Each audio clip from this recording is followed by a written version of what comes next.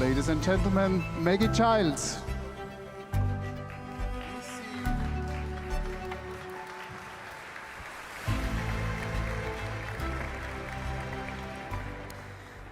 Good morning, afternoon, wherever we are right now in the day, in all of your minds. We are now going to continue with a very exciting panel. There's going to be one question that we're going to talk about very centrally throughout the future of democracy in the age of algorithms. This is called the Freedom Talks for a reason, because this one session, which I will happily moderate as well, is not just about how democracy can survive, but how it can thrive and go on and move forward in the age of algorithms without alienating its citizens. So for a decade, we've been promised that these tools would set us free. For over a decade, let's be honest, that these tools would set us free.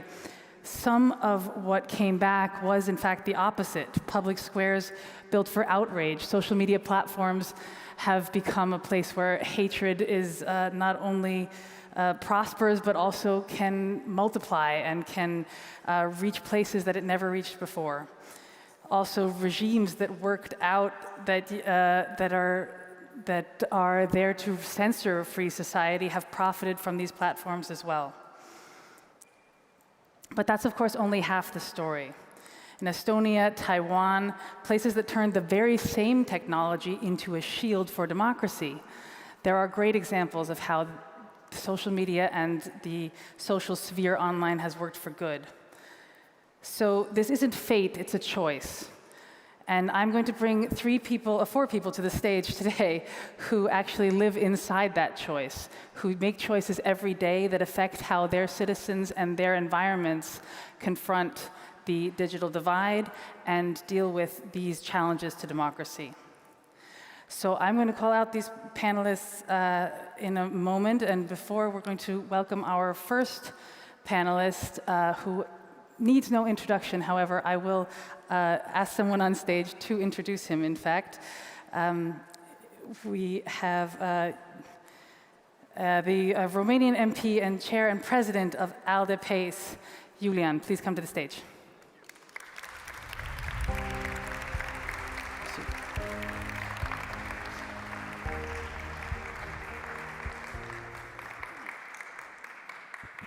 Do you hear me when I speak? Excellent, thank you. I actually wrote a two-long-page speech yesterday evening, but I thought that instead of reading that, I'll tell you three beautiful stories.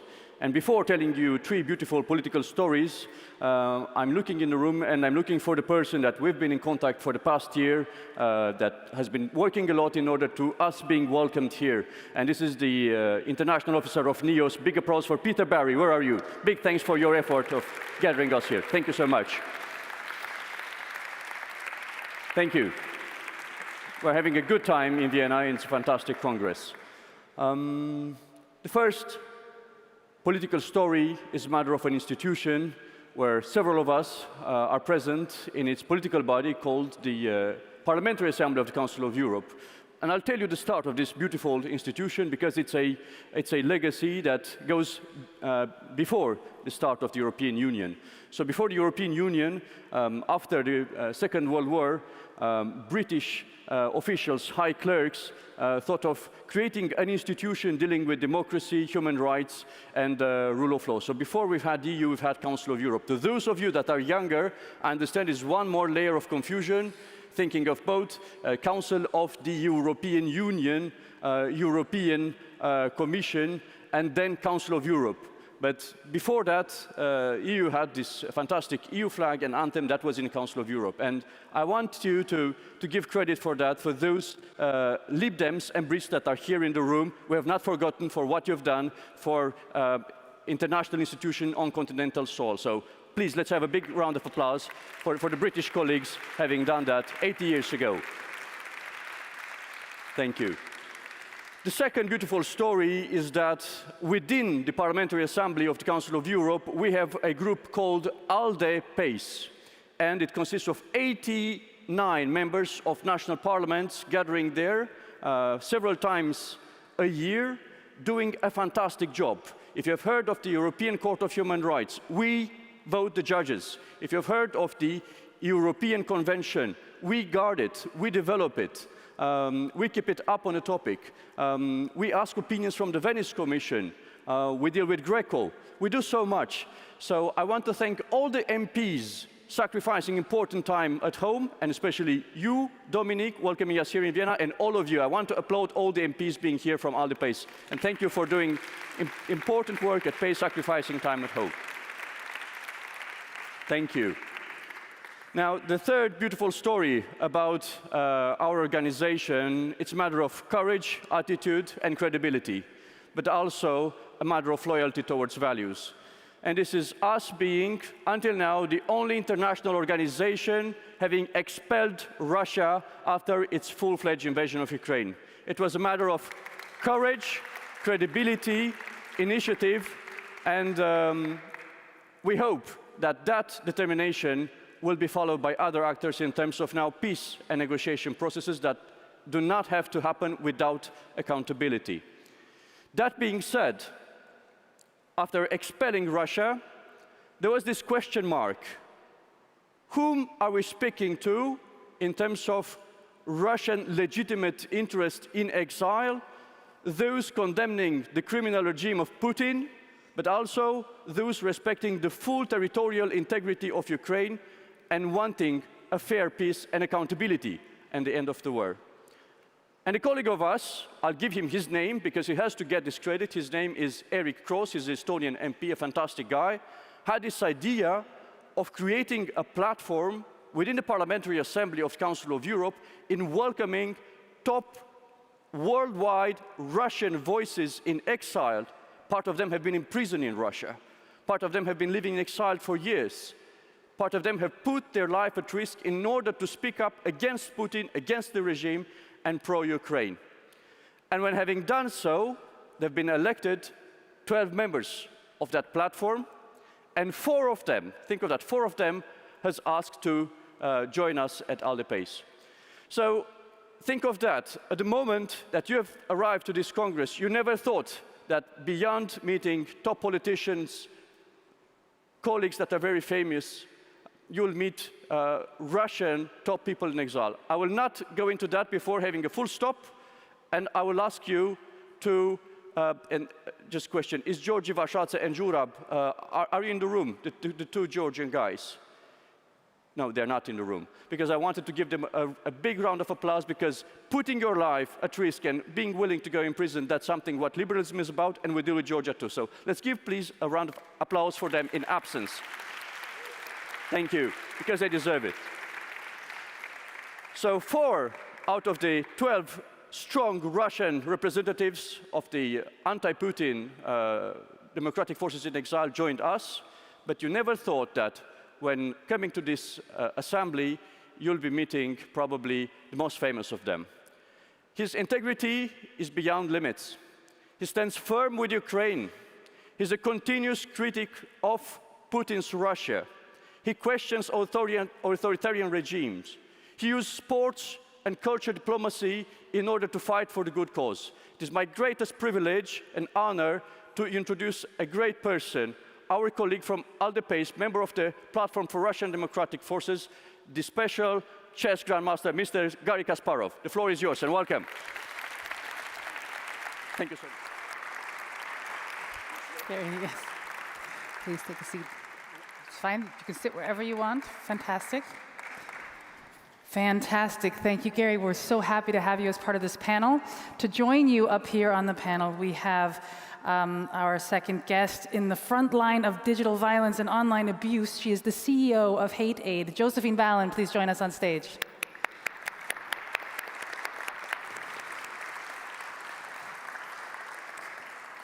And to join these two, formerly she was cyber defense advisor at Estonia's Ministry of Defense, and now she is chief of international affairs at NeverHack, Annette Numa.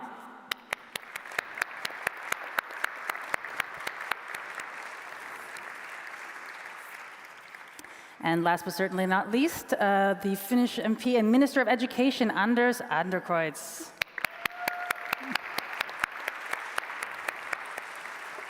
Please. Fantastic. Ladies and gentlemen, This panel is going to also be very interactive, so I'd like you to feel absolutely free to not only listen well and think along, but also we have prepared some polls for you to participate in. The first poll will be shown in a moment. These polls have a QR code on them, so you just scan the QR code and put your answer in. They are very simple questions. However, they are questions that will decide the future of democracy, so no pressure there. Also, after about our halfway point, we will open up the floor, and you can approach the microphones that are here at each end of the stage, so on the left, in the center, and on the right, where you can ask questions also of the panel, either specifically to one of our panelists or to the panel altogether. So, without further ado, ooh, it's very tight, you guys. Should children under 16 be banned from social media? We have a very tight race here. So feel free to keep on voting on that. I'm going to start us off. And Josephine, I'm going to actually start with you. Essentially, algorithms, we were talking before about algorithms rewarding engagement over understanding. The goal is not to have the most insightful comment be viewed the most, but the most engaging comment. So it builds an online world that rewards rage and deepens division. And through hate aid, you of course see that and the human cost of that very clearly. And you personally and hate aid has been sanctioned by the Trump administration for this fight that you are engaging in. So I'd like to hear from you, how are digital violence and targeted intimidation being used as a systematic tool to distort the democratic debate, and where should the line be drawn between protecting free speech on the one hand, a very liberal value, and curbing the business models that profit from the chaos? Yeah. So Hate Aid is a non-profit organization and a human rights organization, and we are supporting victims of online violence, but also advocating for more platform accountability. Because we think that the whole ecosystem that social media platforms build is very dangerous to freedom of speech, because they came with the promise to democratize the world, to make us all free, to express our opinion without gatekeepers. But what happened was exactly the opposite. Because freedom of speech can only exist in an environment where you can feel free to say something without being afraid of death threats against you and your families. This is unfortunately the situation that we currently have. People are drawing out of debates. They are afraid to express their political opinion, especially, but to participate in debates at all because they are afraid of online attacks, even though they have not been attacked themselves before, only because they saw what happened to others. And this is why we have to talk about online violence. And of course, the line between free speech and censorship is a small line, but we also have to make sure that online platforms respect the local laws, the national laws that oftentimes define what is allowed to be said online and what not. And our activities around this, we also take social media platforms to court to define user rights in this context. We advocate for more platform accountability also in the European Platform Regulation, which is the Digital Services Act, was met by the US government with travel bans against me and my CEO colleague in Hate Aid. And of course, we are also afraid because we were also threatened with financial sanctions, the same financial sanctions that happened to the members of the ICC. So we really have to be afraid that this also happens because there is this whole narrative around the global industrial censorship complex that came from the US, but that was also very, very successfully established within Europe. And also found a very large base also in this very famous middle of society. It's a very courageous moment that you're required to be in at the moment. We're looking on to you're not the only organization who's been targeted in this way. At the same time, as you said, it's setting an example that's breeding more fear in the public sphere. Garry, I'm going to turn to you because you've warned for years about the vulnerability of free societies to digital warfare, to these kind of authoritarian regimes and how they can use the open internet to sow division inside of democratic societies. And from where you sit, do you see that Western democracies are reacting fast enough to this in a coordinated assault on the truth? And what do you think is the biggest blind spot that European leaders still have when it comes to defending our digital borders? Well, the blind spot is not about defending digital domain, but defending our democracy and our values. And you have to start with recognition that we are at war. The war has been declared on us, has been conducted for a very long time. Estonia was first under open attack in 2007. That's 20 years of open attacks. And of course, KGB has never stopped, building various tools to undermine the democracy. Technology being used by authoritarian or totalitarian state to promote their nefarious agenda is not new. Yeah, we all expected, technology to bring, freedom. But radio, Adolf Hitler was, or Goebbels, Dr. Goebbels, were very successful of pushing through. I think it's first it's recognition that the threat does exist. And I think here is a blind spot. So we still pretend that we can coexist. No, it's a war of ideas, and we have to start spending money. And since it's a war, I suggest, that we'll look at the military budgets that are being, now inflated. Obviously, hundreds of billions of euros have been allocated, and part of this should be used to fight back. Because it's not just, it's promoting their agenda, it's basically undermining our democracy. And let's be objective, they're very successful in inflicting this damage, both in America and in Europe, because you can not simply, explain the rise of the extremist parties on the right or on the left just by the change of the opinion of the voters. They have been influenced. So it is a war of ideas, it is a war of technology, and technology is agnostic. It's the whole idea that technology, just AI will bring us, it's keys of heaven. It's wrong. It could be used by either side, and we should remember, it's a real threat. Doesn't come from robots, from Terminators, from Matrix. Humans still have monopoly for evil.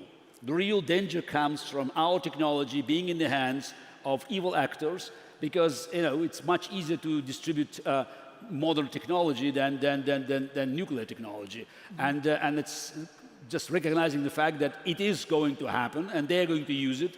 It will help us to start, responding accordingly. This is a really important point, of course, in your line of work, but thinking about it from the aspect of taking up the fight and really seeing that there has to be an offensive approach to this, and not just a denial of the reality of the threat. When it comes to cybersecurity and AI strategy view, if we're looking at it from that area, of course, AI can automate this disinformation, but it can also root it out, and it can also find not only find patterns, but also find the root of these things. So how is Europe now tasked with reshaping cyber defense to address it differently now that AI is able to shape it as well, but also how we can turn these tools that are causing this disinformation to proactive shields to detect and neutralize this kind of manipulation without becoming an instrument of surveillance as governments? So first of all, I have to be very clear. The biggest threat to our democracy today are the cyber attacks, and maybe even more largely I would put it that way, like the hybrid threats that we see today. Is it social manipulation with information, and disinformation campaigns, anything like this? This is the biggest threat to our democracy if we don't know enough how to protect ourselves. And I gotta have to say, I'm so surprised by the results that I see on the screen here. I don't know if you see that too. Yeah, can we show the poll again? Can we show that? We really have 50-50 on the Slido poll. that half of you have said that we have to ban people that are under 16 from social media channels. And I think this is a very wrong way. And we have liberals here in the room, so that's why I'm especially surprised. It's a very divisive question. Just to be clear, in Estonia, you're going to have to be only 16 years old to vote in the local elections. How can we ban people from social media when they actually have to go and vote in the elections? It's changing. That's honestly the worst that we can do, but what we have to do is to invest into education so that we would know how to protect ourselves. And what are these social media platforms about? Because the incidents, they have become from tailor-made attacks into a complete mass attacks happening all the time. So the organization where I'm currently working, we have been very clear. Every single institution, every single company, every single government is a target. Doesn't matter if you have anything to offer to us or no. It's so easy just to write a code and then attack people with just like one code. So it doesn't have to be a person who is sitting somewhere in the cellar and has a massive knowledge in how to be an attacker. Today you can do that with technology. Very easy. Mm-hmm. And not even to talk about like the methods that we can use AI for social media manipulation campaigns and spread fake information. But we do also have technology in Europe that we can use to protect ourselves from this. And then really implement all of this into our educational system. And I don't see people doing this enough. So I do know we have a lot of politicians, people that are working in different political parties. What I'm suggesting you, if you go home, is to talk to your people in the Ministry of Education and ask them if they do enough today.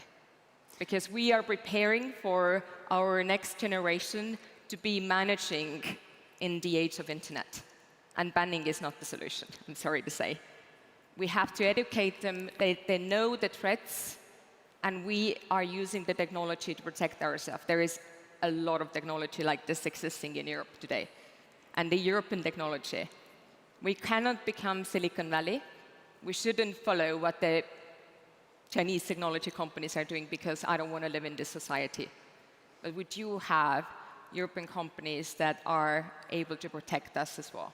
And this is what also our company is trying to do. Well, Anders, I mean, I don't want to put you on the spot, but she kind of put you on the spot. So if we're looking at, I mean, Finland is oftentimes cited as one of the most exemplary educational systems in Europe. And obviously, you're doing a lot of things right over there. But I think we can all agree, from a liberal standpoint, a pluralistic society really depends on having critical thinkers and having education bring up critical thinkers and people who are skeptical and remain skeptical of what is true, what is real, and what is really in line with my beliefs. So how do you, or what have you seen in your policies and in the execution of the policies in Finland that has helped not only foster that but also support that and keep that going as a critical mindset? Yeah, thank you. If I reiterate a few points before that and also comment on that one. I mean, the problem that we have is that the question was, do we want to be like China? No, I mean, we want people to be able to make free choices, and they have to be educated to make free choices, and they have to be offered tools that are sane and responsible. And China directs different algorithms to their kids and different to the Western world, and we know what those algorithms do. And that's one central problem in the discussion on social media. I mean, banning is a blunt tool. Do we have other tools? Of course. Then first, what is social media? Is YouTube social media? Is WhatsApp social media? Is social media something that provides content based on an algorithm that you can't see, whose devious inner workings you don't understand and can regulate? In that case, can transparent algorithms be an answer? Could we just ask them to be more responsible? Can we enforce that? And then you end up being on on Trump's list of bad guys, I guess. But I think, I mean, that's an easy solution, and I'm not as negative towards it as you are. But of course, we should have other tools to our disposal too. Then, of course, is it about technology? Can we, through regulating technology, take care of this problem? to some extent maybe, then the other part of the equation is the human. I mean, the one that uses the technology, and through that we come to education. During this governmental term, we have drawn out a vision for our educational system for the year 2045, and one central word in that vision is agency, that the kids can make decisions for themselves based on what they know that they can be critical thinkers and are subjects in their lives, not objects. And I think this question is really about that.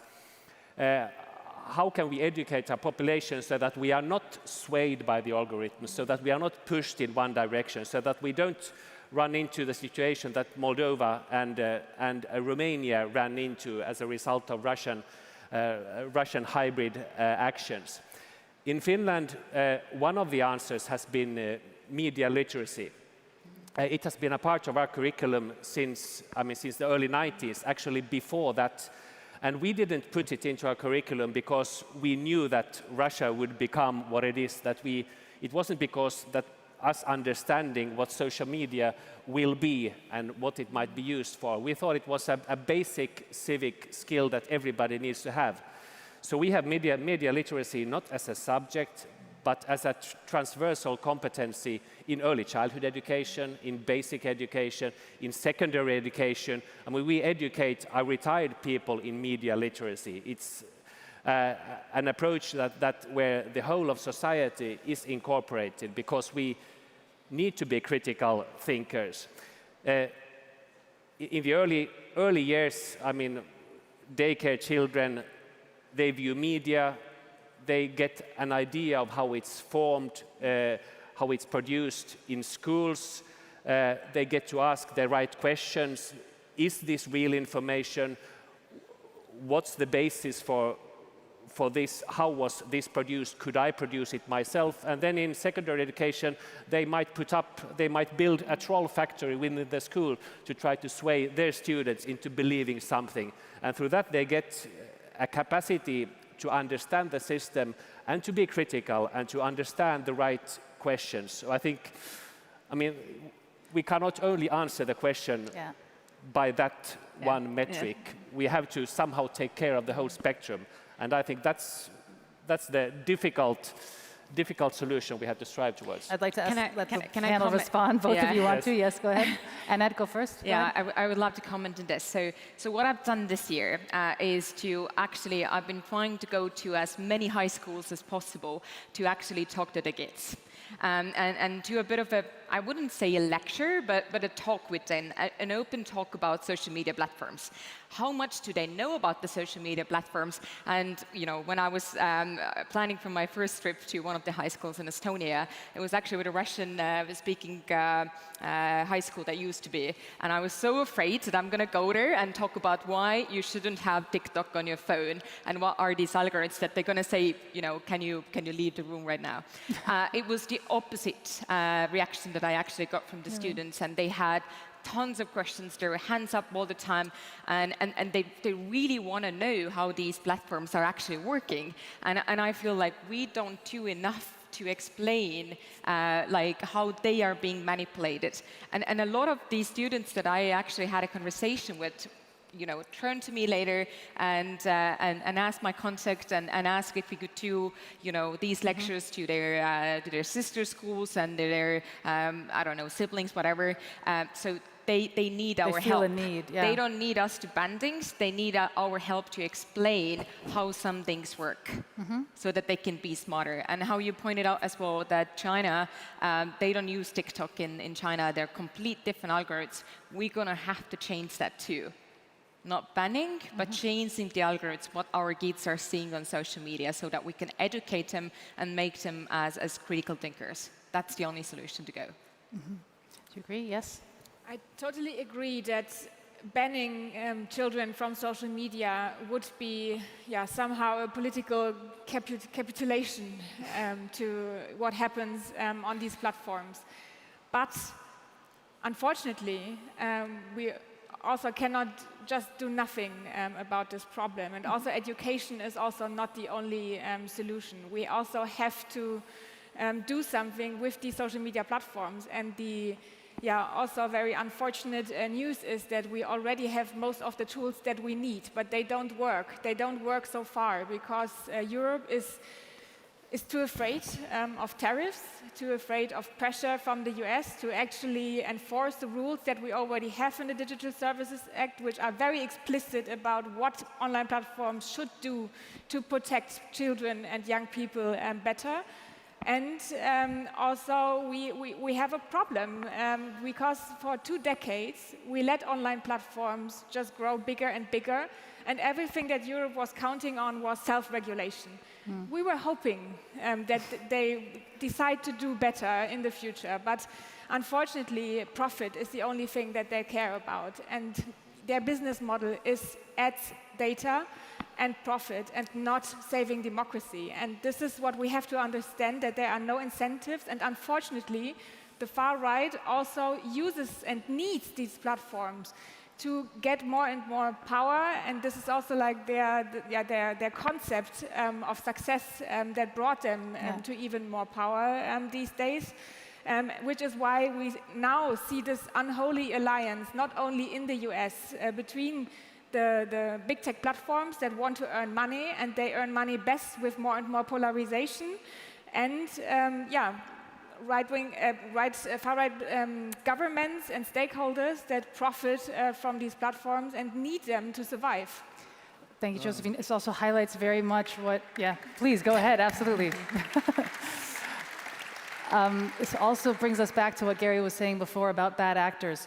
We're talking about technology, but we're talking about the people on the other side of the technology that are inducing these things to happen. I'd like to open up to the audience just for a second poll so we can see how everyone feels about this one question. And I'm absolutely going to come back to this topic, don't worry. The second poll we have, if you could put it up on the screen, please, is should we, so to post on social media, should you have to verify your real identity? This is also a contentious question, I think, among liberals, if not among all political parties at the moment. And yes, Anders, how do you feel about this? I think in a perfect democracy, it might be a solution, but I mean, we don't have perfect democracies. And as a general rule, I think it's good that you can be anonymous. I think we need platforms where you can also say what you think without stating your name. I kind of think that it probably wouldn't be a problem in a country like most of the countries represented here, but then again, I mean, democracy can go bad, and we have had problems within Europe. We have authoritarian tendencies here too. So I can't really see that as a solution. Okay, we have, at the moment, we have a vast majority who think that you should have to verify your identity. Garry, how do you feel about this? I try to inject a dose of reality because, perfect democracy, managed democracy. I don't like adjectives before the word of democracy in general. But there are certain facts that have been already established. One of them is that the fake news always dominate the online. MIT had an experiment after the first Trump election with about 70-30 proportion, simply because it's more sensational. Just people grab it because I never heard about it, Earth is flat, and whatever. It's tons of things. So that's one. Two is, it's all algorithms, because again, it's commercial companies. They always emphasize the most radical view. So boom, they boost it. So and we have many. I wouldn't call them evil actors, the various entities that are pushing their own agenda. Actually, it's not only far right, we have far left, which again, it's like, the horseshoe theory. So they need each other. Yeah. I always say that Trump needs Mandani and Mandani needs Trump for fundraising because they have to point out at each other. Both sides have huge advantage because amplifier brings, the most powerful votes. So that's where I disagree with you. We have to come up, with our identities.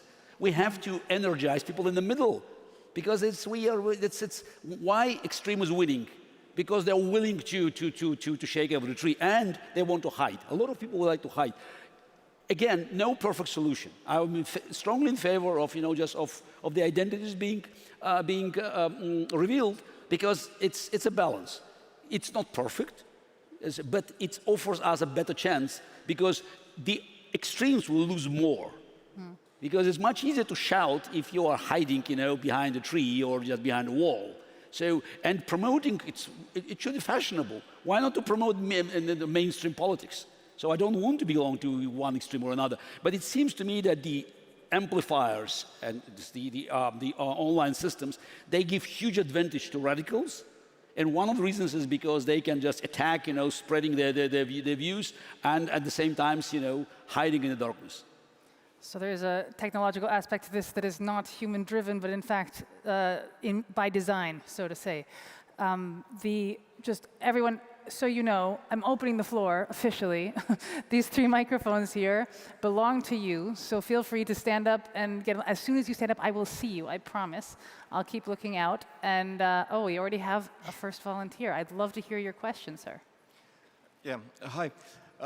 There is a new social network, EU, it's called, and this is the thing that was made by a company registered in Croatia by some French guys that live and work in Romania. So they seem to be European, and they state that they want to have European values and European rules embedded in the social network they put together. And the question is, do you see that such an effort would really bring value to protecting European democracy and European Union in general? Thank you. Well, guys, this is... yes, please, go ahead. I can start with this. We see some attempts to create new social networks coming up all over Europe.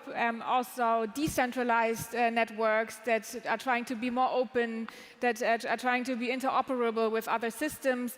And it's great. It's great that this is happening. The problem is that these smaller platforms, they are just not getting the same audiences, because no one found out how to produce profits without this extreme form of polarization and data grabbing to sell like these targeted ads. And this is unfortunately where I'm very skeptic about the potential of success for these smaller platforms, because you need a lot of money to design something that is so intuitive and user-friendly that people fall into so easily and get addicted to it, to be honest.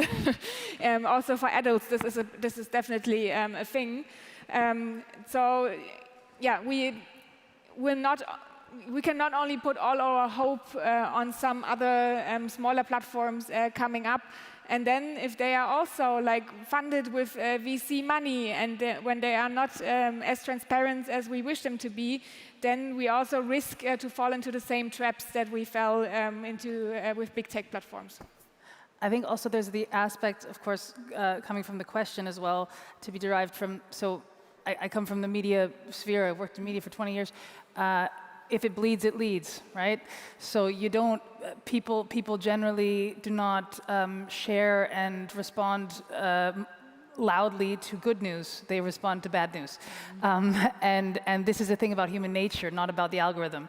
So the question here is whether a platform with European values stated as a thing, is that even possible? Or do the users have to have those values?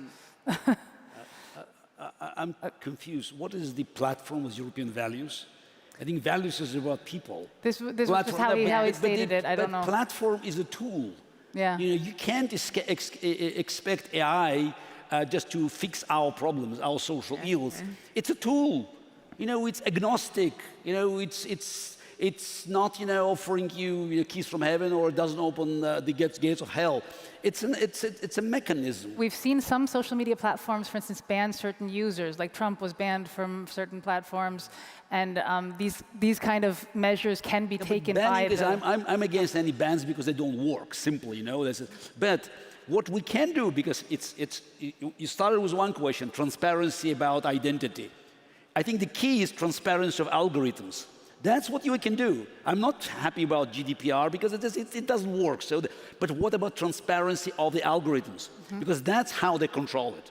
So this is the rule. It will be very difficult to escape because it's not about banning somebody. So take the main arguments from opposition. Simply say, algorithm, show what you do. Yeah. Because many of these algorithms, they are just tricky. They're tricky enough to offer them unfair advantage. Pull back the curtain, show us the wizard, so to say. Yes, Anders, sorry. Yeah, I mean, absolutely like that, and that's why I think that's the key component really in trying to disarm the weapon that social media and the use of bad actors can be. I think, I mean, a neutral European values platform sounds nice. We just share thoughts and communicate and whatnot, but the whole business model is driven by the fact that they create dependencies, they create addiction, they destroy our ability to direct our thoughts at one thing at a time. It destroys learning in the sense that it calibrates our minds to consume snippets of 15 seconds instead of reading 50-page chapters in a book. So I think the devious effects are much larger than just shaking the foundations of society and good, sane political discussion and decision making in general. So yeah, algorithms, that's the key. In the interest of keeping the discussion also open, let's take a next question. Thank you so much. My name is Raquel Garcia Hermida van der Walle. I'm a member of the European Parliament for D66, and I would like to start by saying what an honor. I don't have the chance every day to say that I fully agree with Mr. Kasparov on the point of algorithms, so thank you so much for this statement. My question is, however, about the DSA, and I think that it's extremely important that we, as European Union, are in a position to enforce the tools that we have created democratically. There was recently research in the Netherlands being done to the reactions of, in this case, Platform X, when there is a notification from the police that they want to know the identity of someone who has engaged in possibly a criminal behavior or threats to politicians. And more often than not, X does not comply with their obligations under the DSA. We're talking about the safety of politicians here. We're talking about direct threats to our democracy, and they're not doing what they should be doing. Now is my question to the Minister, and I'm sorry to put you maybe in a tough spot, but we keep asking the European Commission as European Parliament to do their job and enforce the DSA properly, and they're quite slow. So what are you planning to do from the side of the Council to ensure that they do what they have to do? Thank you.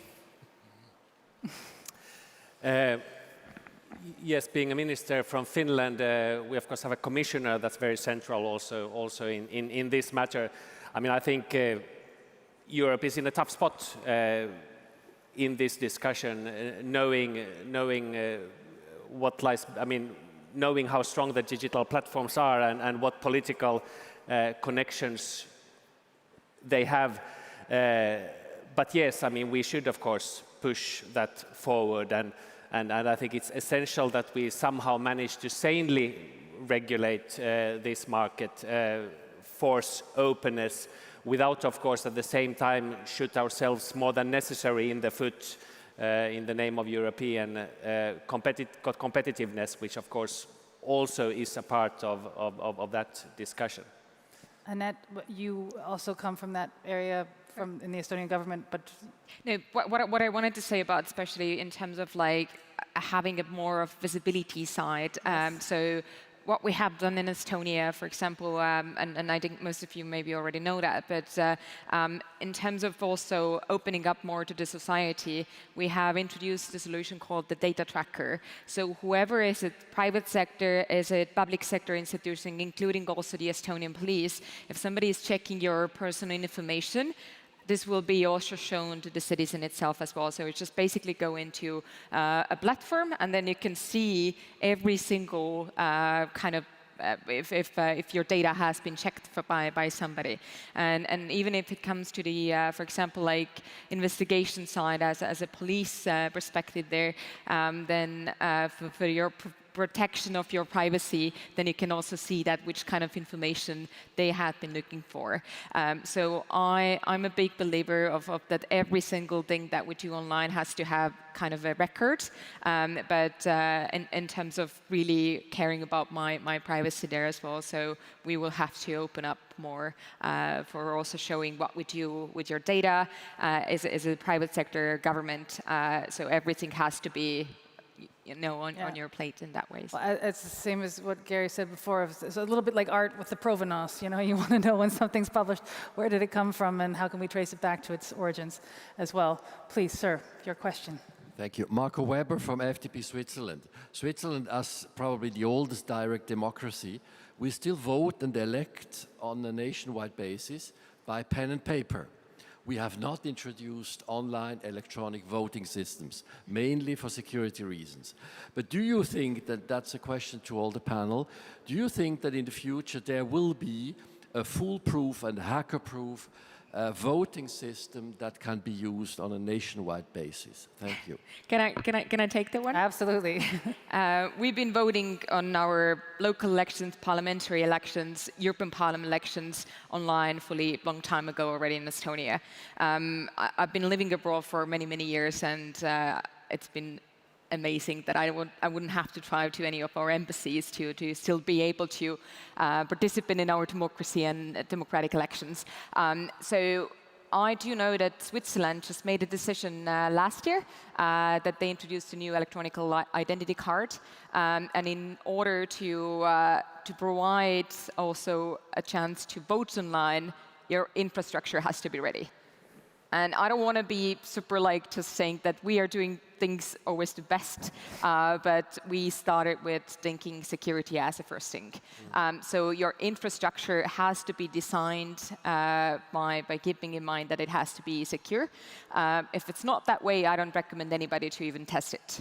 And we had this in mind that how we do it, it has to be safe. And so far, there hasn't been not a single incident that somebody has been able to attack our systems, because much more work, as we spoke about that before, is happening on how to manipulate with the political campaigns. It's much cheaper because cracking one vote that is casted online is more than €1 million.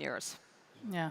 Nobody has that money. Nobody has that kind of money. No interest, because just changing one vote that is casted online doesn't make any difference in that way. I'm confused when people ask about some kind of perfect system that will be fully protected. Look, you have the bank, you have bank robbers. Any single value is always, doesn't exist. Exactly. No, it's always a target for those with evil intentions, because it's some sort of value. It will be always open for potential attacks. So they'll come up with new tools, we'll come up with new defensive tools. That's life. So, but it's all about traits. I think the benefits, as you just described, they of course outweigh the negatives. Yes, it will be under attack. Yes, there will be bad guys, there will be state players, there will be single players. By the way, speaking about state players, I think it's very important to understand they're also vulnerable for our attacks. You don't win the war by being on defense all the time. So, and the nuclear deterrence work, why not about imposing? Europeans can do it. It's online deterrence. So we know exactly where the troll factories are located. So these Russian and Chinese, troll factories and the institutions that are posing threat, they are also known to us. I mean, maybe you should just, as Ukrainians do it now effectively with their critical infrastructure in oil and gas and military production. How about, having few, illustrative executions, online executions, of course, of those targets that will teach them that they're also vulnerable. Again, but it's life. It's not going to end. So just simply, use our main advantage. Free world always has an upper hand in terms of innovations. Ukraine keeps proving it. Continue this fight and just stop whining about us being vulnerable. Offensive to offensive. Exactly.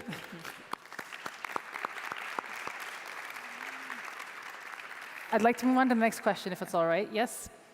Yes, my name is Markus Kranz from NEOS. I have a two-part question. The first is currently the system is very intransparent. If I make a comment somewhere online on a discussion platform, I never know if I'm shadow banned, if I'm not logged in, if the other citizens even see my comments, or if only I see my own comments and they're hidden from anybody else, and I'm just in my own bubble and nobody sees what I write.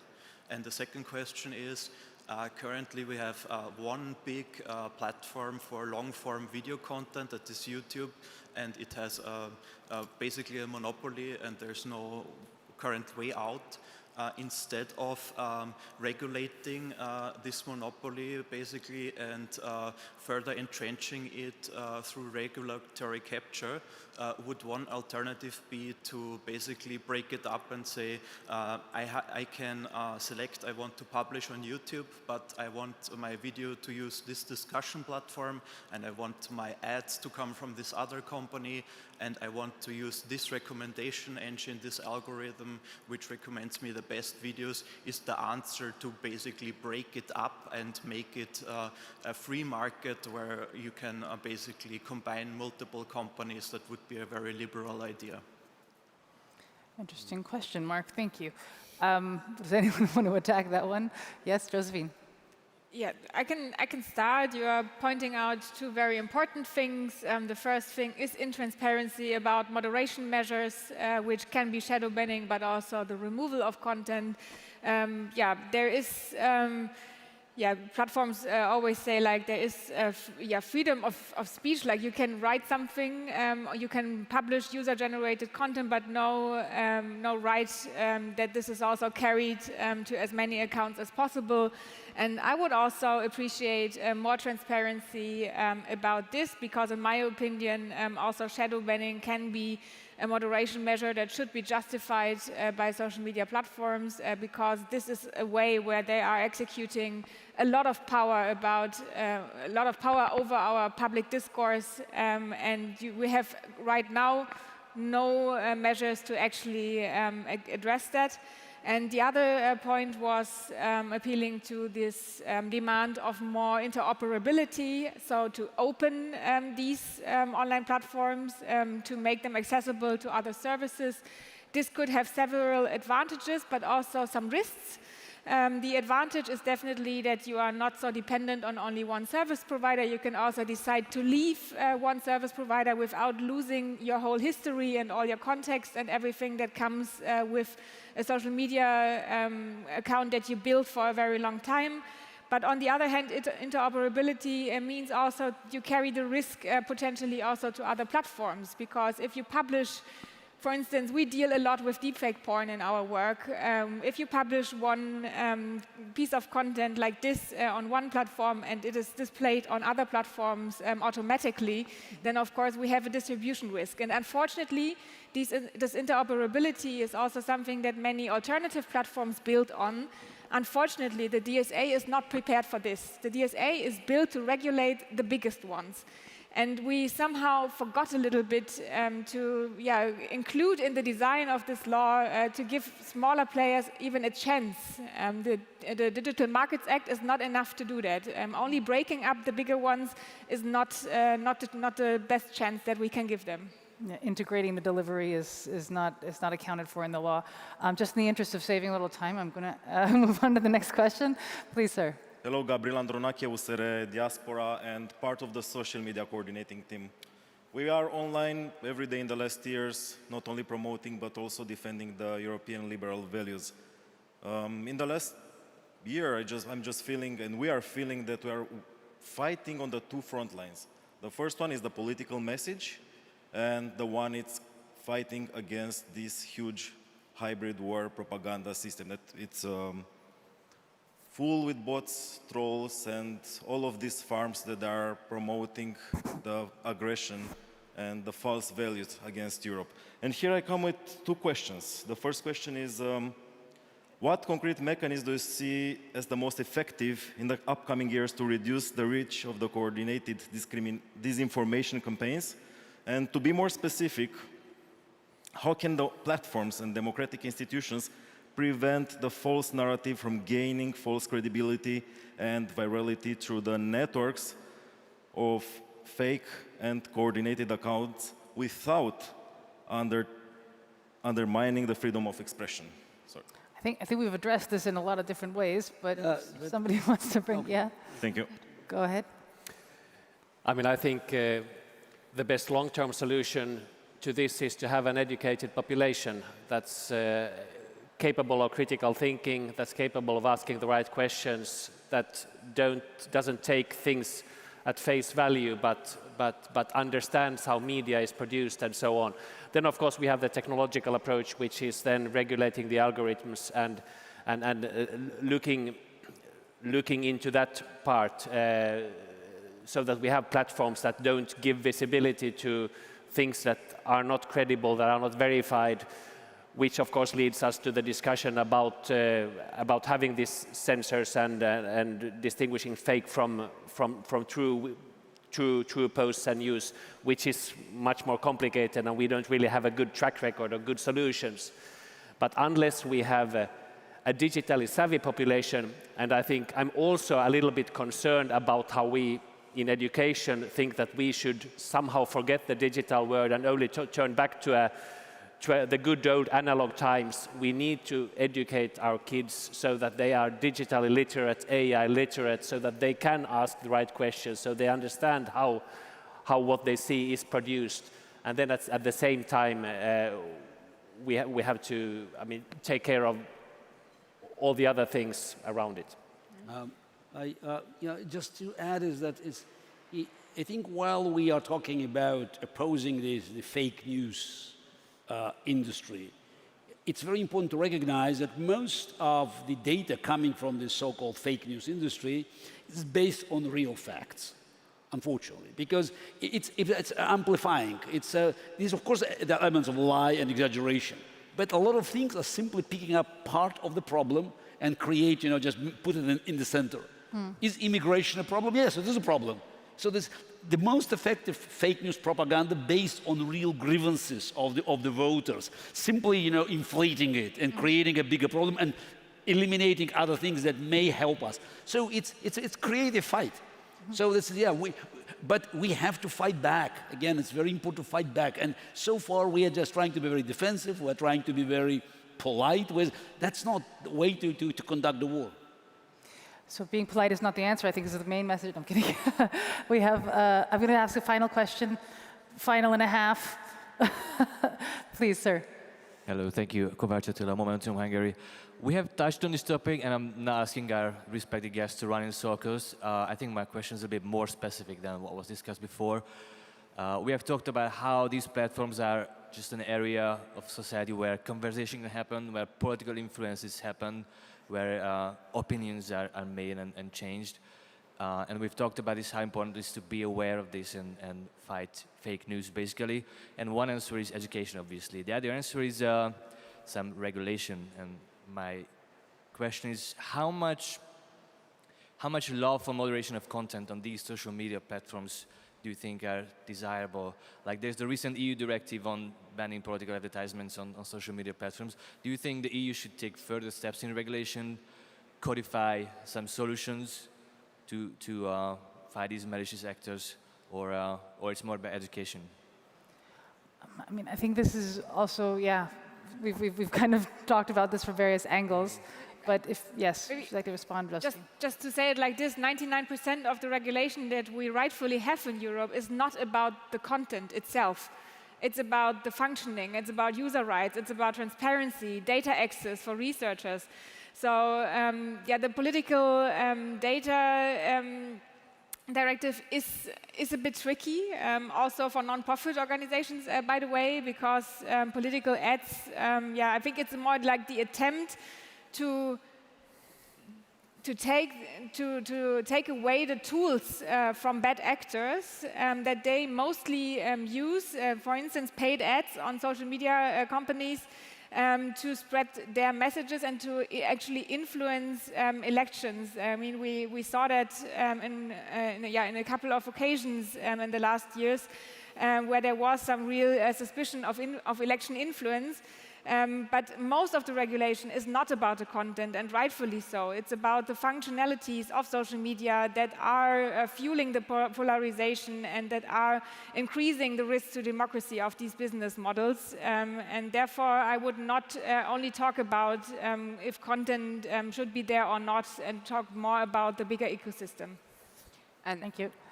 And there is actually a lot of technology that also is really helping us. And I guess everybody have seen like different kind of alerts when you see something. It's written there that it might be AI created. Please do check there is like sources of this information, or also that there might be some like misleading information. Please do check again there is sources. So I think that's kind of we do have the tech existing that we can start using in order to inform people also that the information they are seeing might not be the correct one. And continuing the educational effort, so to say. Yeah, or again, like we talked about the debate, kind of also commercial stuff. It can also be written there that it's I don't know, a paid ad somewhere. I'd like to allow for one final question because we are out of time technically. Yes, please. Okay, I'm Rick Daams. I'm a wine farmer by profession. If I want to put a new wine into the market, you cannot imagine how much I need to show my components, my algorithm, if you wish. Probably because they don't want me to poison the person who drink it. If I want to put a digital wine on the market, no one asks me any question. And at best, if I have so much poisoned the minds of the people, I might be kicked out. Now, the real world and the digital world, in terms of effect to people, is the same. Shouldn't a simple answer to this be, why don't we apply the rules in the real world to the digital world and start working on that? Yeah. Well, I think we have full support from this panel. It's also like a big question for me, why do we have double standards? There are things that we would never, never, ever accept in the analog world. If we buy a product and it explodes in our living room, we would say this cannot be sold.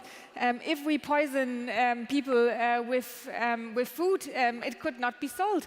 And yeah, in the digital world, we just have a different history of regulation. Like 20 years ago, when the first regulation came into place, there was the thought like there are these amazing companies from the US. How great would it be if they established themselves in Europe, all the jobs and taxes, and not everything worked after all, that would create. And then we just let them do their thing for more than 20 years and created these double standards. And as soon as you ask for more accountability, in my opinion, only safe platforms, for instance, could really profit from these very large liability exemptions that exist for them. But we just let them do their thing, and every time you ask for more accountability, people say like, no, this is not possible, because then we would have upload filters, and then the internet dies. I'd like to ask the audience to participate one more time. We have a final poll, and then I'd like a final statement from each of you, because we have to wrap this up. So please put the final poll up. Yes, there we go. So should Europe build its own public, democratically governed platforms? We heard similar questions to this. And AI, or leave it to the market? So we'd love to know what you as an audience feel about this and where we stand as a whole group. And just from you, each of you, just maybe a final statement. Please try to keep it to one sentence of what you'd like to leave the liberal audience today with to go forward into the next 50 years. Whoever would like to start. Anders, go ahead. I'm not sure I want a public, democratic governed platform for social media, but we have to take part in the platforms that exist. I mean, I think we can debate on their faults and the problematic algorithms, and we need to regulate them, but we also can't leave the platforms to those that really use them for devious purposes. We also have to take part in the debate and put forward our truths. I mean, just to take Garry's example, that there are real cases used in order to push false narratives. Twitter in Finland was flooded by news about an immigrant killing a person in France, which makes that the huge problem in Finland, instead of us discussing, I mean, our real violence problem in Finland, which is violence against women done by Finns, I mean, people born in Finland. So we can't leave the debate to those that push these agendas. That's our responsibility as politicians. And in order to have functioning democracies, we have to raise kids that ask the right questions and are critical, independent thinkers. Thanks, a very long sentence. Thank you. Yes, Annette, please. I'm very brave to say that Europe is the smartest continent on the planet, let's be clear. We're educated, we're smart, we have our culture and traditions and everything. I do love to live here. But we do have to be a bit more demanding, and especially following up to the question that was asked from the audience here, we do have to trust the market, but we also have to be a bit more demanding on the companies that are coming outside.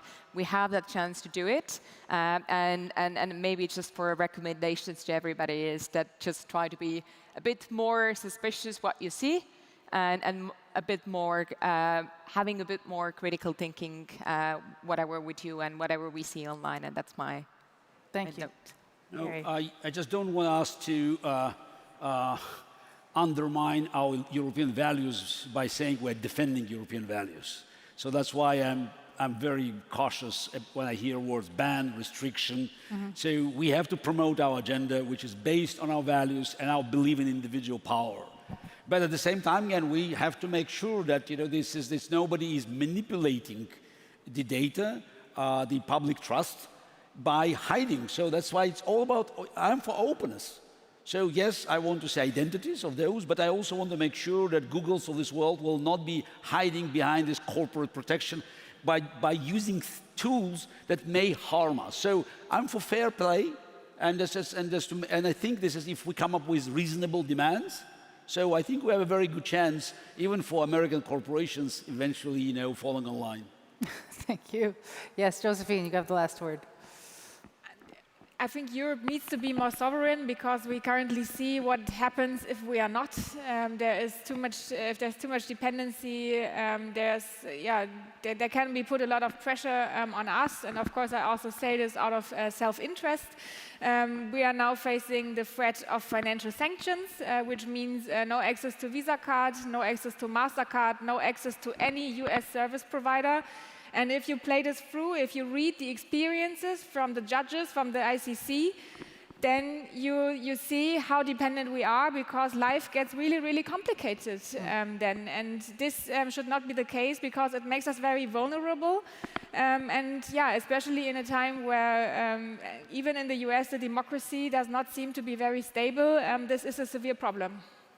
Thank you very, very much. Everyone, I think the through line today has really been the technology isn't destiny, we are. So I'd like to say a big thank you to our panel, Josephine Ballin, Annette Numa, Garry Kasparov, and Anders Adlercreutz. Thank you very, very much. A big round of applause, please. Thank you.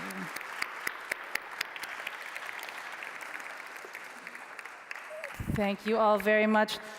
There is, of course, in your app a social media kit. If you feel inclined to share anything about today, feel free to use that as inspiration. There are some posts ready for you to either adopt or adapt. And it's totally fine to make today loud, to make sure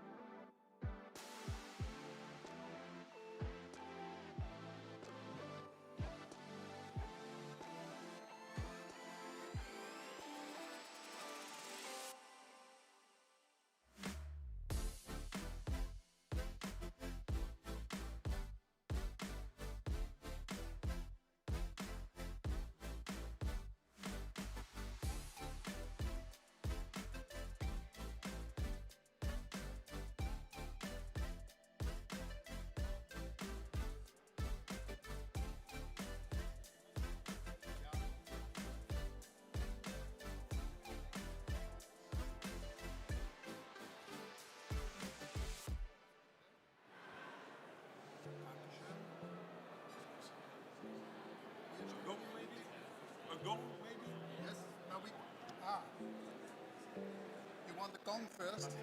Okay. Okay.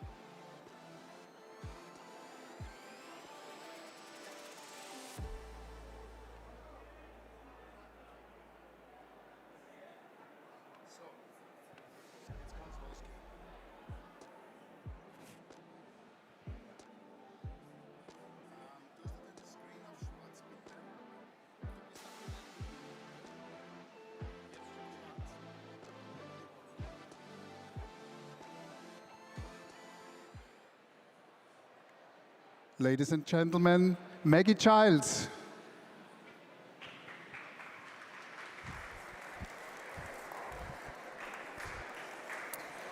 Hello, ladies and gentlemen. Welcome back. Thank you for all coming in so promptly. Our next voice that we're going to hear from will not actually be in the room. He cannot. He would love to. But you're going to feel him anyway, because he is one of the clearest, most energetic liberals in Europe today. And he is living proof that the thing this Congress has been about from the first minute, that liberalism is not tired, not backward looking, and done apologizing. It's young, it's hopeful, and it's winning. So here's the Prime Minister of the Netherlands and leader of D66. Please welcome, here on our screen in Vienna, Rob Jetten.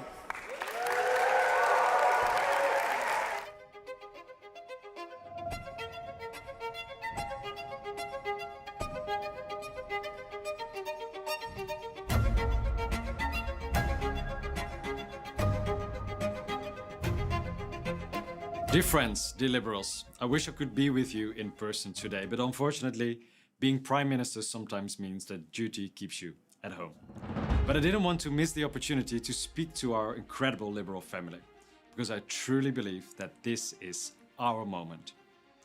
When I was growing up, many people believed Europe had reached its destination, that democracy would keep expanding, that freedom would gradually win, that history was moving in our favor. Today, we know better. Freedom doesn't take care of itself. Democracy doesn't defend itself. And Europe doesn't become stronger by accident. Every generation has to choose what kind of continent it wants to leave behind. And we're not liberals because we accept the world as it is. We are liberals because we believe people can build a better one. And that belief has never been more important than it is today. Across our continent, authoritarians are trying to convince people that fear is the only answer. Populists turn frustration into a political business model, offering simple answers to problems that demand real leadership. But we know better. Our authoritarians can sell fear, populists can sell anger, but we liberals, we can offer progress. Real progress, the kind that makes people's lives safer, freer, and more prosperous. And I believe Europe is already progressing. For decades, we outsourced too much. Our energy, our security, our technology. And we assumed others would always provide that. That era is behind us. Across Europe, countries are investing in defense. We're accelerating innovation. We're building cleaner energy. And we're strengthening our own digital future. Not to build walls around Europe, but to give Europe the strength to build bridges from a position of confidence. That is why I believe this is not the time for liberals to become smaller. This is the time for liberals to become bolder. Because liberalism has never been about protecting the status quo. It's about creating opportunities. It's about giving people the freedom to build their own lives. And politics is ultimately about one simple promise, that our children should have more opportunities than we had ourselves. That is why we stand with Ukraine. That is why we defend the rule of law. That's why we keep believing in free societies, open economies, and international cooperation, even when others tell us to hide behind our borders. And we're not liberals because change is easy. We're liberals because we believe change is possible. And perhaps that is our greatest strength. From by nature, liberals are optimists. Not because we ignore the challenges around us, but because we refuse to believe they are bigger than our ability to solve them together. So let's keep building. Let's build a Europe that protects freedom. Let's build a Europe that leads in innovation. Let's build a Europe that continues to stand with Ukraine. Let's build a Europe where the next generation has more opportunities, not fewer. Because history didn't stop, it's asking something of us. And I believe Europe's liberals are ready to answer. Let's show Europe what liberal leadership looks like. Courage over fear, progress over paralysis, hope over cynicism. Thank you all for everything you do, every single day, to keep the liberal flame burning across Europe. I hope to see you all in person very soon. Have a wonderful Congress, and of course, congratulations with 50 years of ALDE.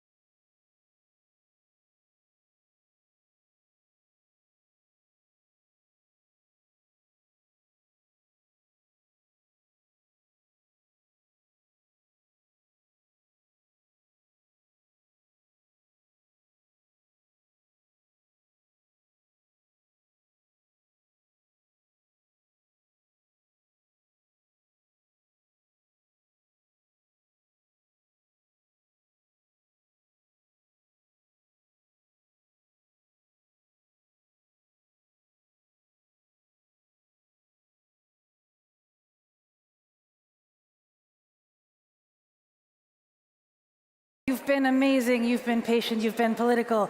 It's been fantastic so far. Please stay exactly where you are, because my favorite part of every ceremony and every Congress is happening now.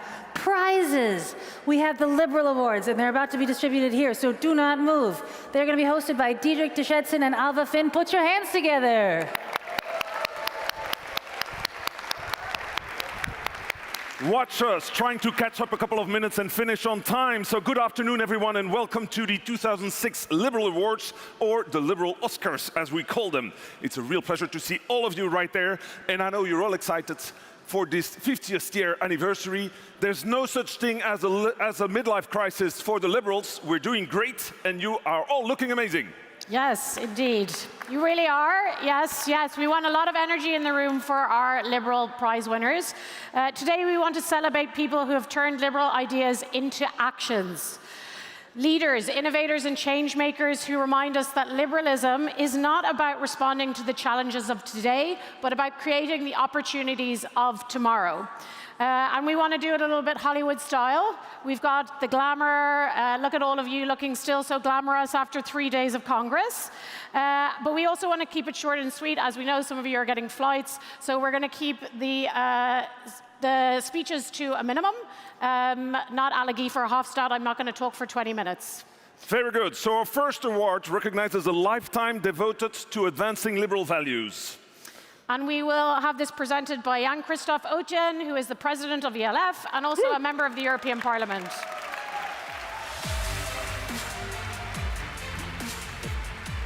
Perfect. So thank you, Alva, thank you, Diederik, dear friends.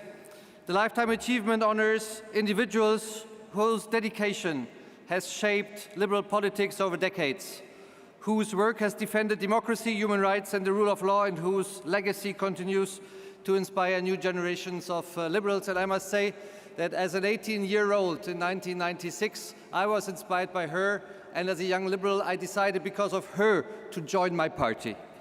Today, we honor Sabine Leuthäuser-Schnarrenberger, whose public life has been defined by courage, integrity, and a deep commitment to liberal values. Sabine has dedicated her career to defending freedom, the rule of law, privacy, and human dignity.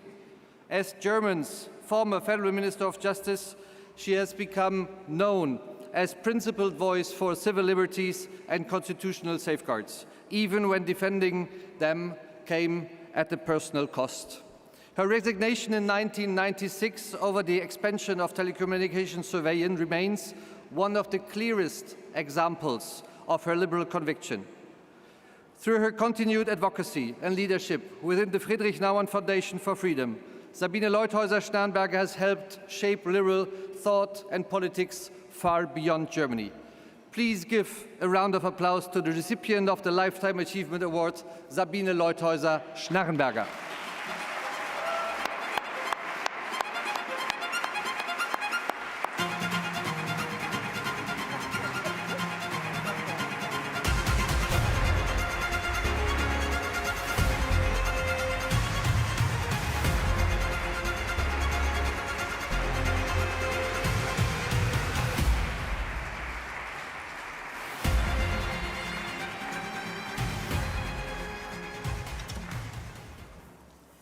Dear Christoph, dear Liberals, thank you so much for this prize. I'm absolutely surprised to receive this Lifetime Achievement Award, and I'm deeply honored to be the second recipient after Guy Verhofstadt. Thank you very much. Also, dear Christoph, for your heartfelt thanks, for your kind words regarding my work as a liberal over 30 years. Yes, today the liberal values are under pressure, and the FDP, the liberals in Germany, are in a difficult situation. I, together with my friends in Germany, will do everything we can to get out of it with a clear stance. Right-wing populism is completely incompatible with political liberalism.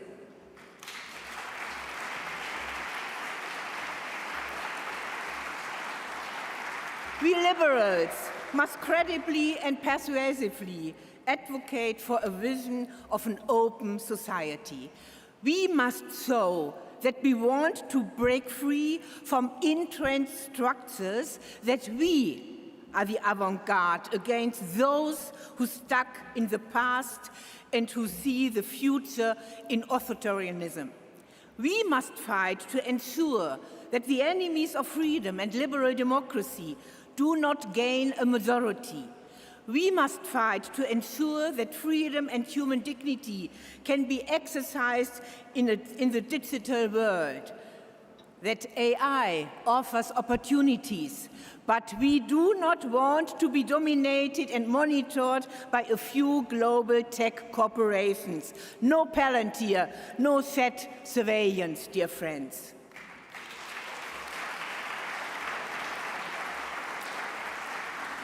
Even though we look today on my liberal lifetime achievement, the special feeling, it is not yet over, I promise. I would like to continue contributing to a strong FDP in Germany so that the party will return to the German Bundestag 2029. Thank you so much for this prize. Thank you.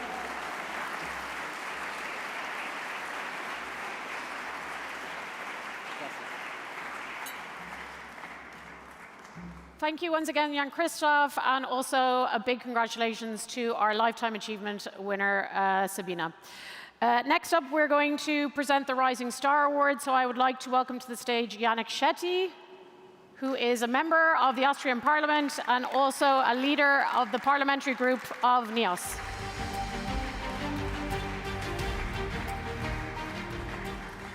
Thank you very much, and good afternoon also from my side. First of all, we as NEOS are so happy and so glad having hosted you all here in Vienna, and we hope you had a good time, a good weekend here in Vienna.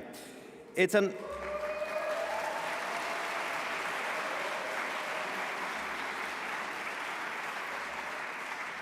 honor for me to present this year's winner of the Rising Star Award, an award that recognizes emerging liberal leaders whose fresh ideas, courage, and dedication are already helping shape the future of our movement. Many of today's liberal politicians and holders of Lifetime Awards began as young activists with ambitious ideas. This award recognizes those taking their first steps. This is why our Rising Star Award goes to Ipe Chowturvi, who has quickly become a powerful community champion for North East Scotland. First elected as a councillor in 2022 and now serving as a member of the Scottish Parliament, she has brought local priorities to the national stage with a clear focus on childcare, education, healthcare and fairer support for rural communities. Born in Taiwan, raised in Brussels and now at home in Scotland since 2013, Pei brings a deeply international outlook to local politics. As the first member of the Scottish Parliament from the East Asian community, and by taking a parliamentary oath in Chinese, English and French, she represents a new generation of liberal leadership, rooted in community but open to the world. Her work reminds us that the future of liberalism is built not only in parliaments, but in communities through service, representation and the courage to make politics more open, inclusive and human. Friends, please welcome to the stage Ipe Chowturvi.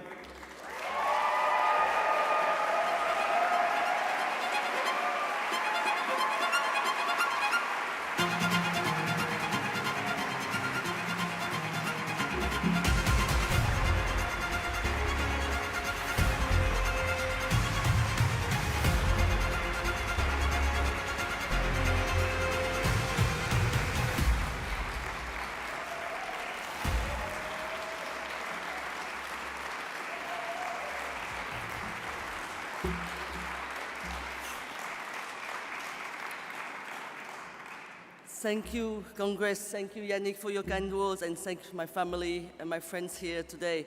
I'm humble. I'm honored to receive these awards on the 50th anniversary of ALDE. Thank you for believing that the Taiwan-born Belgian-raised Scottish Libre MSP will do my very best to bring our values of liberalism and democracy to my communities, and my region and the world. I have on my t-shirt, it says, Nai Pasaran. The little story, it was in 1974 that the Scottish workers working at the factory, when they realized that they will have to repair the aircraft of Pinochet, they decided, no for us. And they stopped it. And it's also created by young artists working with our young carer in Scotland. Young carers, the young people, like Ed Davey, our party leader, who have more responsibilities than anyone. More responsibility as they have to grow faster than their peers. So more than every day, more ever than today, we are going to fight violence and divisions, that because we own that to our young people, we own that to our communities. We need to create peaceful and constructive debates to care and to have care at heart of decision making and working together for the future of Europe. Thank you.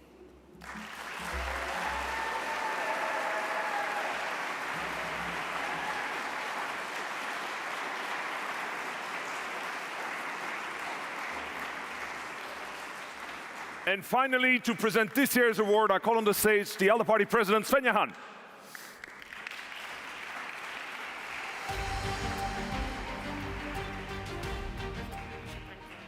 Dear friends, thank you, Diederik.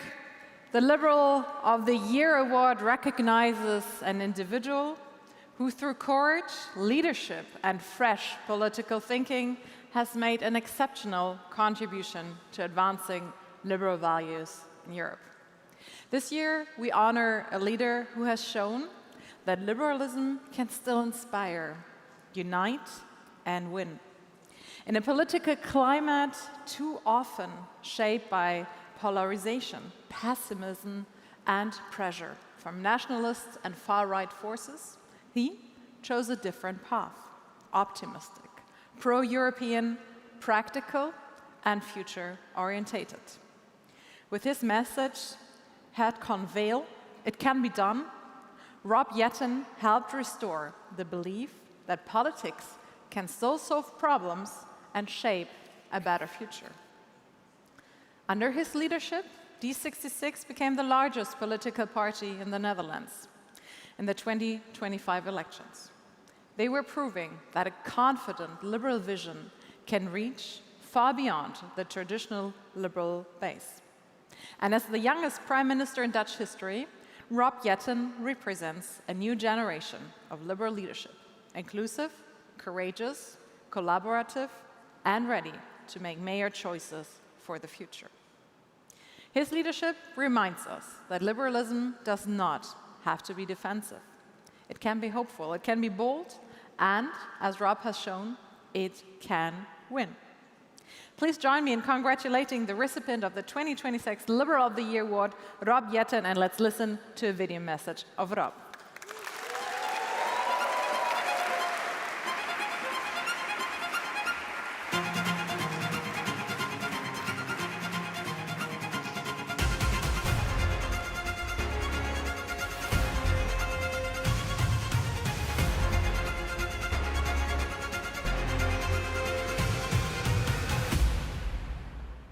Hello everyone, I want to thank you for this amazing award. It's a great honor to be the Liberal of the Year 2026. And I think it's due to an amazing campaign that we ran in the Netherlands while winning the Dutch elections. And we've shown to Dutch voters, but also to everyone else in Europe, that you can win elections with a positive and optimistic campaign. And luckily, so many other liberal parties are doing the same nowadays. So I'm looking forward to see a lot of liberal wins in upcoming elections across Europe. Good luck.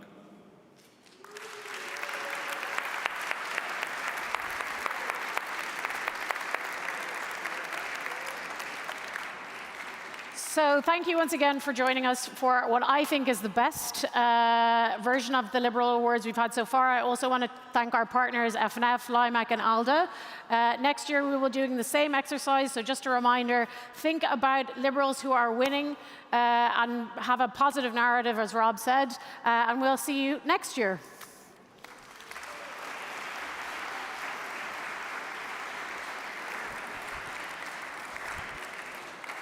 All right, ladies and gentlemen, welcome to the official closing of the ALDE Party Congress, pardon me.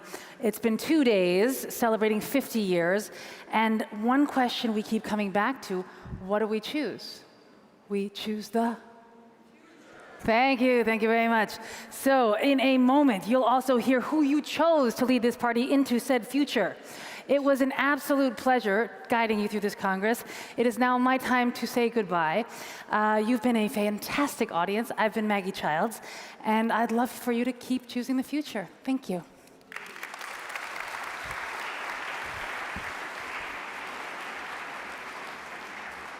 And there you go.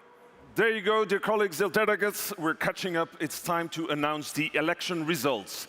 Just a clarification, I will announce first the results of presidents, then the results of vice presidents, and then only all the 2026-2027 Bureau is invited on stage. So we can start with the president. We had 550 votes that could have been assigned. All procedures have been reviewed by our 2 returning officers that I'd like to thank, Daniel Obst and Marco Weber. Thank you very much. And we can start with the elections for president.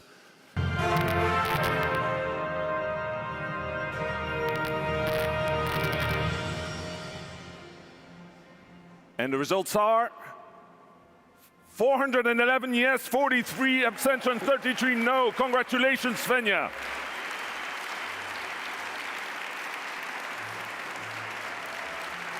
In percentage, that is rounded up 84% yes.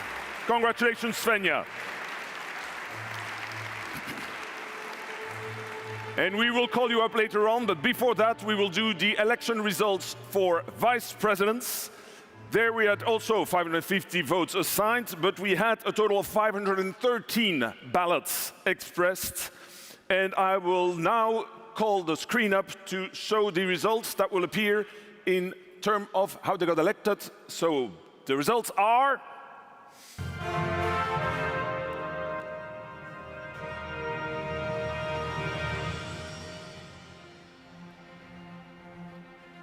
...550 votes, 513 ballots cast, and in order of their elections, the results are... Anytime. And there you go. Jetten Garry 429, Joko Allender 380, 337 for Fatin Zahra-Belrich, 296 for Julie Sid, 268 for Lucia Plavakova, 267 for Uni, 191 for Rick Dams, and 188 for Georgi Vasadze. I now invite the Bureau 2026-2027 to come on stage. Thank you.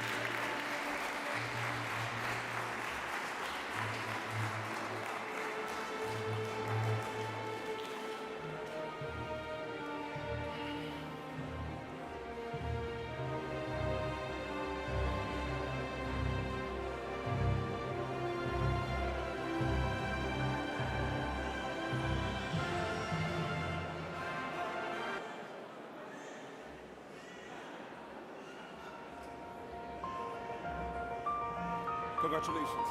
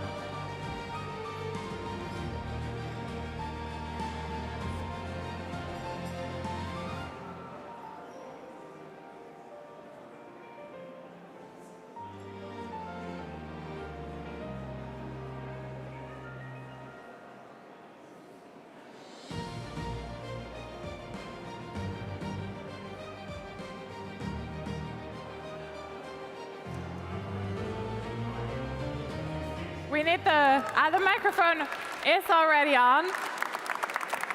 Thank you so much from the bottom of my heart for your support and for your trust that we can continue this journey. And I want to congratulate all of you who got elected. You did a great job, and I'm looking forward in working with you. But I also want to thank everyone that stood in these elections today.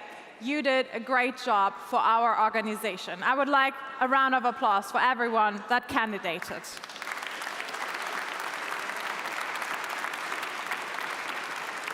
That we had such a tough competition shows how alive this organization is, how many of us deeply care about bringing liberal ideas forward.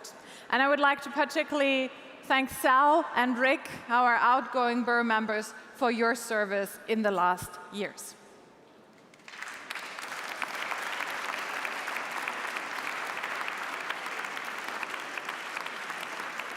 This Congress was a special Congress. It was our 50-year anniversary Congress, and the list to thank people is very long. But I particularly want to thank our host, Beate Meindl-Reisinger, Valérie Hayer, our group leader in the European Parliament, our Prime Minister, Krista Michal, particularly our ministers from Romania, Austria, Sweden, Finland, and Ireland who participated in the panels, our party leaders, our MEPs and MPs, our local leaders, our former ALDE presidents and group leaders, and all of those that were here also in the early days. Thank you for joining us.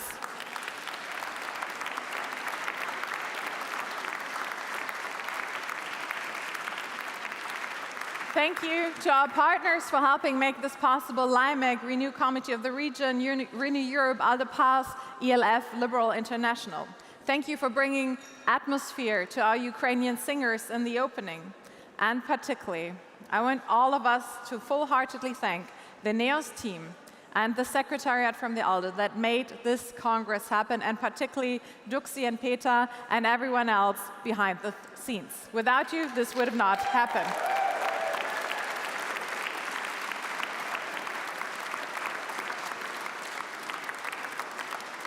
And a special thanks to our Master of Ceremony, Maggie, who steered us through.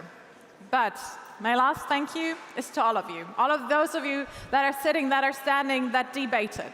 We centered our Congress around networking, about learning, and about political debate.